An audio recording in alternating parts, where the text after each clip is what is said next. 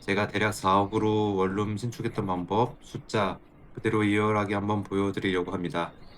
여러 가지 이유로 약간의 각색이 들어가서 완전한 실제 숫자는 아니지만 거의 근접한 숫자이니 참고해 주시고요. 특히 제가 지난번 말씀드린 세 가지 원리가 어떻게 작동하는지를 확인하시는 용도로 봐주시면 되겠습니다. 일반 개인이 최소 자본으로 원룸 신축한 리얼한 사례, 그리고 전세 호황기와 다시 전세 침체기에 따라 어떻게 바뀌고 있는지를 오늘 이 영상 하나로 전부 확인해 보실 수 있으니 끝까지 시청 부탁드립니다. 네, 결론부터 요약해서 말씀드리면 이 표를 보시면 되는데요. 제가 9억짜리 9억을 보증금 대출 끼고 4억이 안 되는 돈으로 매수해서 직접 살다가 대출을 일으켜서 한 5, 6억 정도의 공사비를 지출하고 완공하니까 오히려 완공한 이후에는 현금이 일부 들어오면서 순투자 금액이 3억 정도로 줄어들었고 연간 순이익이 4천만 원이 나오는 건물로 바뀌었습니다.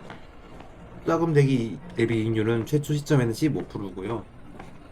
결국 9억짜리가 완공 후에는 21억짜리 시세의 건물로 탈바꿈되었고 몇 년 지나서 부동산 폭등기가 왔을 때에는 최대 28억까지 오르기도 하였습니다. 3배가 된 거죠. 물론 시간이 좀 지나서 현 시점으로 대입하면 다른 이야기를 할 수밖에 없는데요. 이 이야기는 다른 영상에서 또 새로운 주제로 제가 말씀드릴 수 있도록 하겠습니다. 자, 이제 상세하게 하나씩 말씀드려 보겠습니다.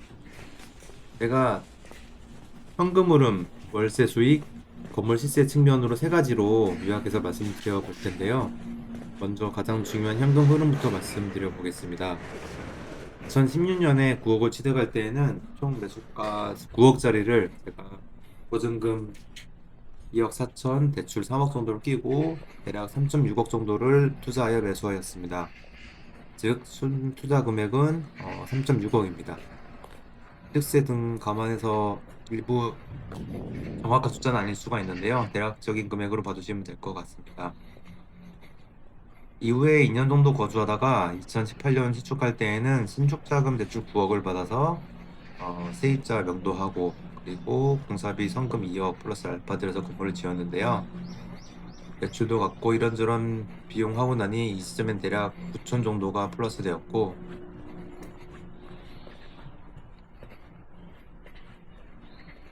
네, 누적 순투자 금액은 2.7억이 되었네요. 표를 보시면 좀 더 자세히 확인하실 수 있으십니다. 그리고 2019년 초 완공되었을 때 세입자를 갖추고 보증금을 6.4억 정도 수령하고 담보대출을 5.5억으로 전환, 그리고 신축자금 9억을 상환하니까 이 시점에는 대략 3천만 원 정도가 다시 유입되었습니다. 그래서 누적 순투자 금액은 2.4억 정도로 추가로 감소하였습니다. 즉 완공 후 제가 실거주 들어가고 세입자를 맞추니까 건물 투자비가 5억이 넘게 들었음에도 불구하고 최초 누적 순투자 금액이 아까 말씀드렸죠. 3억 6천이었는데 2억 4천 주로 오히려 감소한 셈입니다. 물론 보증금은 부채임을 명심해야겠지만요. 네, 그리고 다음 1년 후입니다. 1년 후에는 제가 주인 세대에서 다른 아파트로 이사를 가고 100% 세를 주게 됩니다. 그렇게 했더니 다시 보증금이 3억가량 들어왔고 월세 등 수입이 발생하여 이제 초기 투자 금액은 모두 회수한 셈이 되어 오히려 순회수 금액으로 1억 원이 되었네요. 그 다음 1년 후에는 전세 거품이 한창 있던 시기였지요. 첫 전세 손바뀜이 발생할 때 보증금이 더 늘어서 월세 포함 2억 원이 넘는 돈이 들어왔습니다. 그러면서 누적 순회수 금액이 3억 천 정도가 되었는데요. 엄청나죠? 하지만 늘 이렇게 좋지만은 않았습니다. 이로부터 2년 후부터 전세 사기, 빌라왕 등이 등장하기 시작하였죠.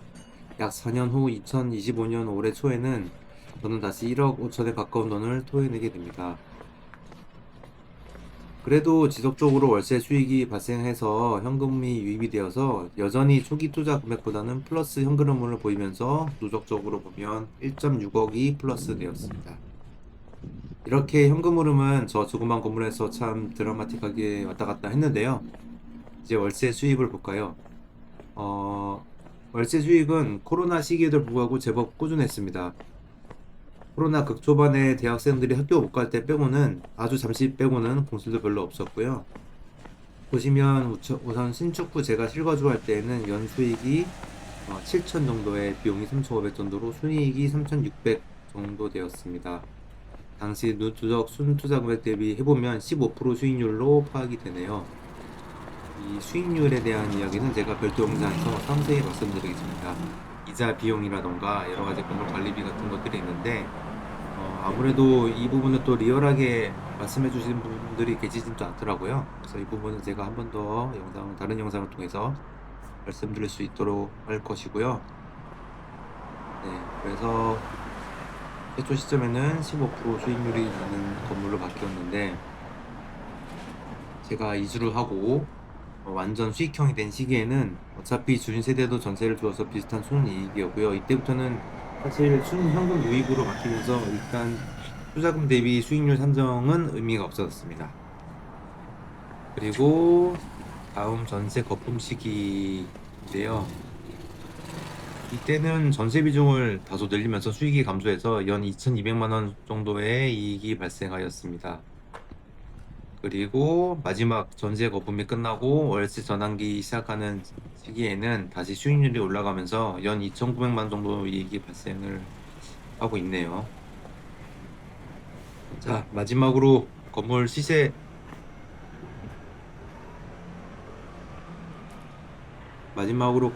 측면을 볼까요? 제가 9억을 9억에 취득하고 5억, 5, 6억을 들여서 원금원이 21억이 되었다가 최대 28억까지 간 것을 볼 수 있습니다. 다만 최근에는 매매 사례가 안 보여도 살 수가 없는데요. 일단 전세 보증금을 돌려주지 못하여서 금매로 내놓는 건물들이 늘어나면서 시세가 다소 하락한 것으로 추정은 됩니다. 어쨌든 이 시세라는 거는 아파트와 다르게 이 원룸 빌딩들은 정확하게 파악이 안 되어서 어려운 부분이 있는데요. 여기까지 우선은 보고 더 자세한 내용은 제가 또 다음에 다른 영상에서 말씀드릴 예정이고요.